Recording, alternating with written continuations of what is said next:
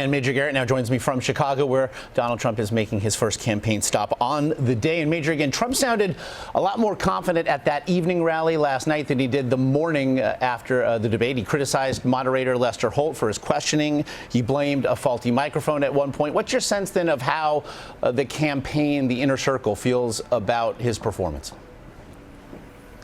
Well, that they can't do anything about it, that it was good but could be better, and that Trump is going to have to, by some means or another, prepare better or differently for the second debate. And whether or not he does that or who might persuade him to do that, unclear. But Trump is also a master marketer, and what he always does, especially when he's in a bit of a tight spot, is to say, hey, whatever you heard out there, don't worry, I won.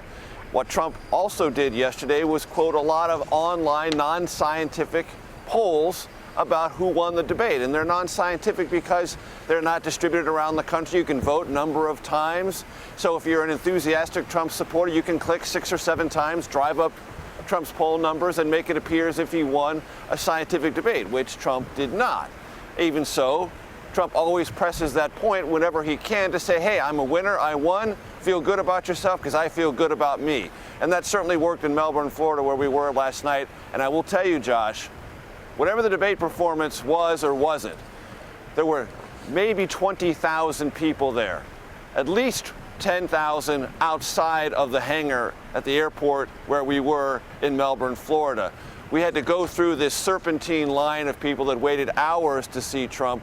So if that's a measure, and sometimes it is, but sometimes it's deceiving, of enthusiasm after a big moment like a first presidential debate, Trump scored very big in that part of Florida last night. Indeed, the images you provided us were stunning, really, to see. We also heard him say then on a number of occasions yesterday, he also held back with regards to the personal history of the Clintons. It was actually something he first referred to near the end of the debate itself. Will he then perhaps let a threat, if nothing else, of that attack loom until the next debate? Probably. I would say that fits into some Trumpian psychological warfare. Try to have Hillary Clinton prepare and not prepare, worry and not worry about that. It also struck me, Josh, as something slightly defensive for Trump to say, you know, I could have been more aggressive, but I wasn't. Maybe explaining or making some sort of defensive statement about his entire debate performance, because Trump had to know by the end of that debate he left a lot of issues on the table. Yes, he can complain about Lester Holt, but he also knew, and his team knew, that there are issues and elements of Hillary Clinton's past and relevant issues in this campaign that if they're not raised by the moderator, you have an opportunity, or you can find an opportunity to raise them yourselves.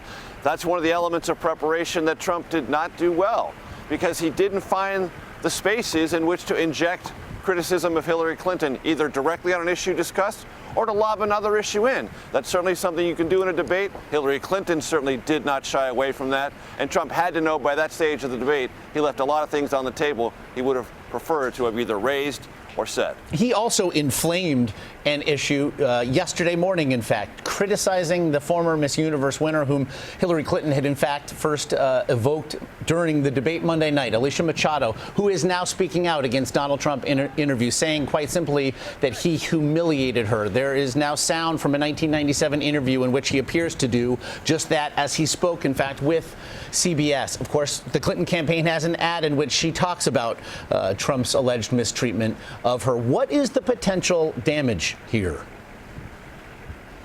Well, first of all, that is a classic case of the kind of archaeology that goes on behind debate preparation. The Clinton campaign had this issue that it wanted to raise, thought that they could goad Trump into a reaction exactly the kind they found from him, where he was defensive of what he did, prosecuted his case from his point of view, missing the larger arc of the conversation the country is now having, and one the Clinton campaign was absolutely prepared to drive forward, which is, how do you treat women? What is your orientation to women? And are you going to fat shame someone at the time and then years later defend that process, thereby creating an entire circular conversation in the country about your overall treatment of women?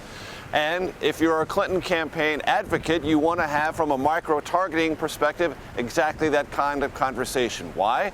Because in the last couple of weeks, Hillary Clinton has lost what was once a sizable advantage with women voters. They want to try to get that back.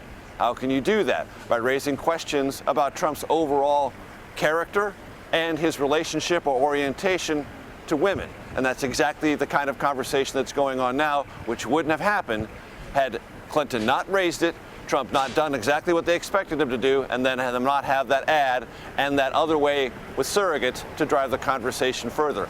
That's what debate preparation is all about, and the lack of it can sometimes be conspicuous, as it is now. And can certainly beget the conversation that now does continue into day 2 post-debate. Major Garrett there in Chicago, as always, your insight very much appreciated.